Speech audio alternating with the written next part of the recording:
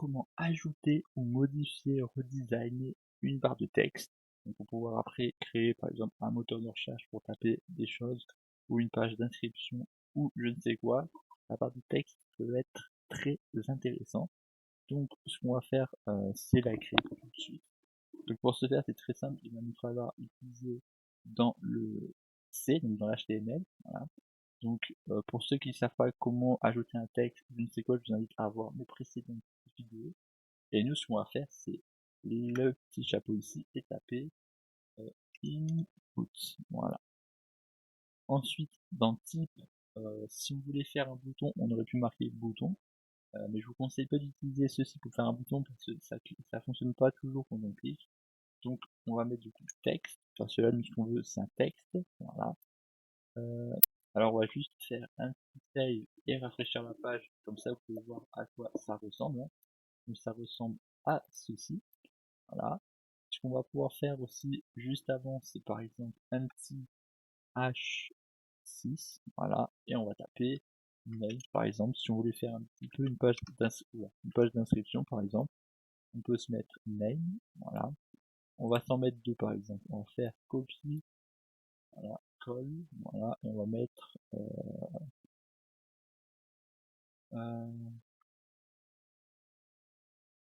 mot de passe par exemple, allez, mot de passe, voilà. Du coup, on va se faire un petit save et rafraîchir, voilà. Et là, tant qu'on y est, on va même mettre les deux petits points, ça peut donner un petit style. Donc, quand on est là, on va aller sur name et taper name, voilà, par exemple.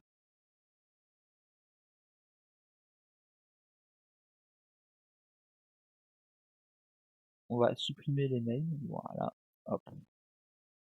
Ce qu'on peut faire par exemple, c'est un placeholder, voilà. Et on va taper name ici par exemple. Name, voilà. Entre name, voilà. Et ici, on va faire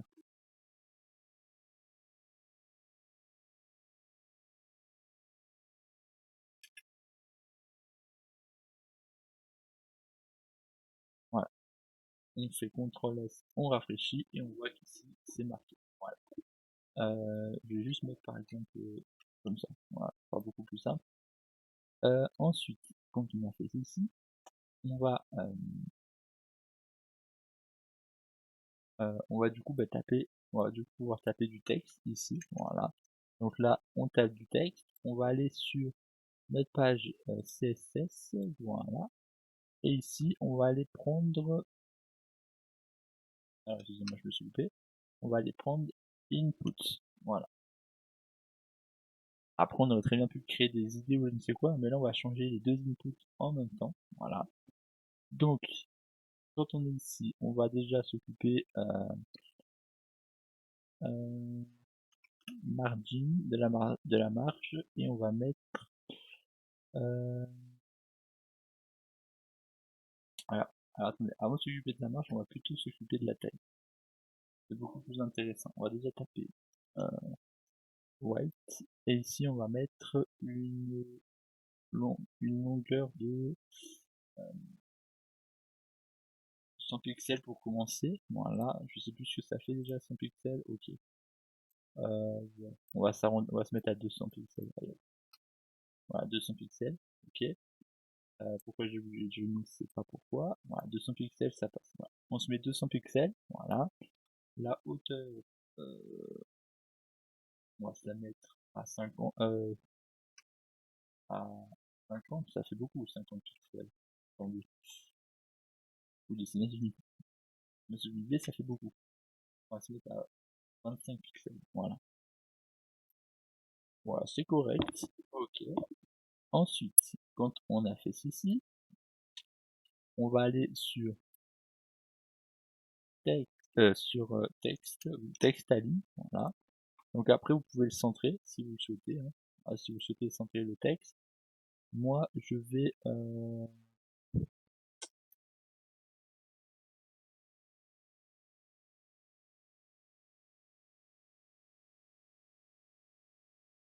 ouais, je vais laisser comme ça.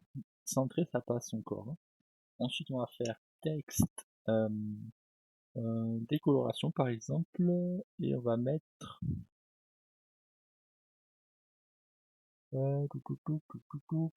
underline, je ne sais pas ce que ça donne. Non, non, non, non, pas besoin de ça, on va pas mettre ça. Qu'est-ce qu'on pourrait s'ajouter?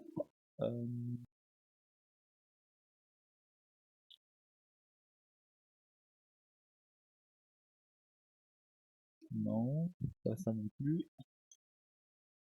Ouais, non, non, non, pas forcément plus ça.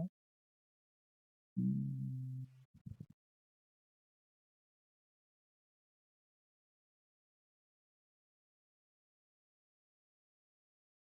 on va mettre bleu.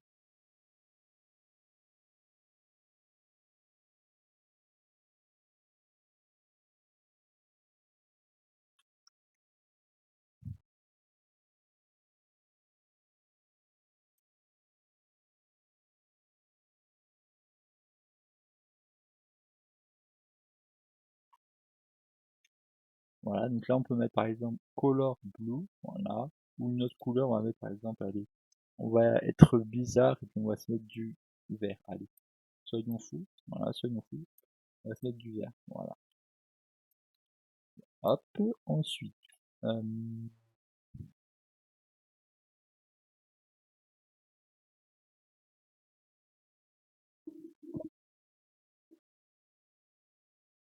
ensuite on va faire un border radius et on va mettre 20 pixels par exemple, voilà, comme ça nous fait un petit peu d'arrondi, enfin un petit peu, là c'est un peu pas mal, on va mettre 12, voilà, et ainsi de suite, ça fait un peu d'arrondi. Ensuite, border color,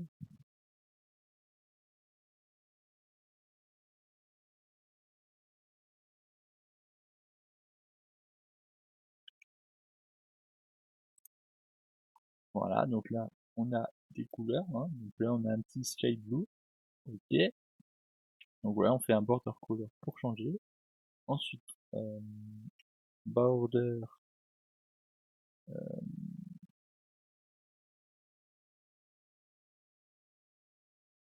bon, voilà, là on a fait à peu près le design du border. Maintenant on va juste aller sur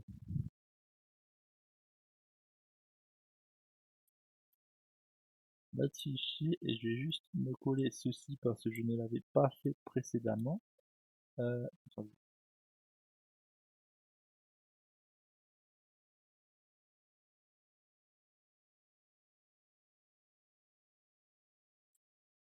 je vais juste me coller ceci parce que je ne l'avais pas fait. Qu'est-ce que je vais faire? Ok. Alors, je vais juste me copier cette phrase ici, voilà, hop, CTRL V, voilà. Et là, je me l'ouvre, voilà. Donc, maintenant ça, je vais me rappeler, parce que ça c'était la précédente vidéo, donc ça ne fonctionnera pas, voilà. Et ce qu'on va faire ici, c'est un petit bouton comme on avait vu précédemment, donc on va faire un button, voilà. Ici, on va taper valide, voilà. Et ici, on va faire un on click, voilà. On va taper valide, voilà. Comme ça, voilà, aussi simple que ça. Ensuite, voilà,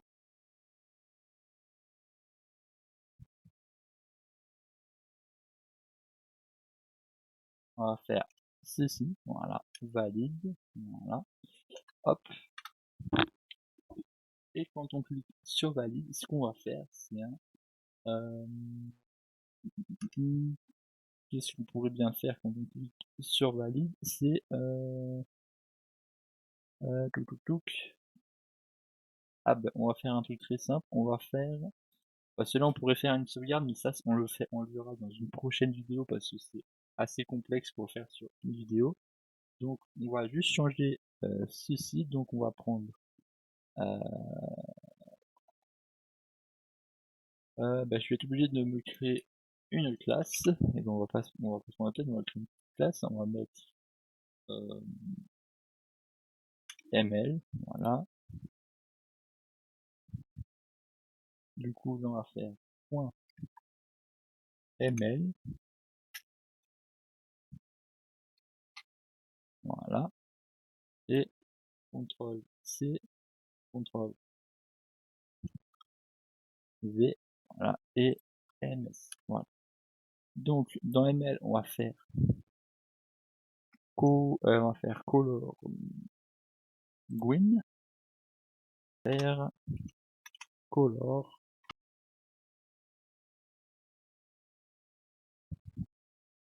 blue, voilà. Donc quand on a fait ça, c'est très simple. On va ici créer une variable, voilà, var. On va nommer color, voilà, color. Et ensuite on va mettre égal, voilà. Donc ensuite on va faire un document.getElementById, voilà. Et à l'intérieur, ce qu'on va faire, c'est dans ceci, on n'avait pas fait d'idée, donc on va se faire une idée tout de suite qu'on va nommer titre, voilà. On se prend pas la tête, voilà. Et le titre, on vient le placer ici, voilà. Comme ça, c'est assez simple, voilà. Et on va faire les deux petits points. Ensuite, quand on a fait ça, on vient faire color class name et on va faire égal de les guillemets et on va taper ms, si je dis pas de bêtises, on va mettre un minuscule ms, voilà. Et si je dis pas de bêtises, ça devrait fonctionner. Donc je rafraîchis la page, voilà. Et quand j'appuie, alors excusez-moi, on a juste oublié les guillemets ici, voilà. On va juste mettre les guillemets ici, et ici, quand on va faire valide, on a bien les couleurs qui se changent, voilà. Donc là, bien évidemment, à ce moment-là, ce qu'on pourrait faire, c'est via une variable, faire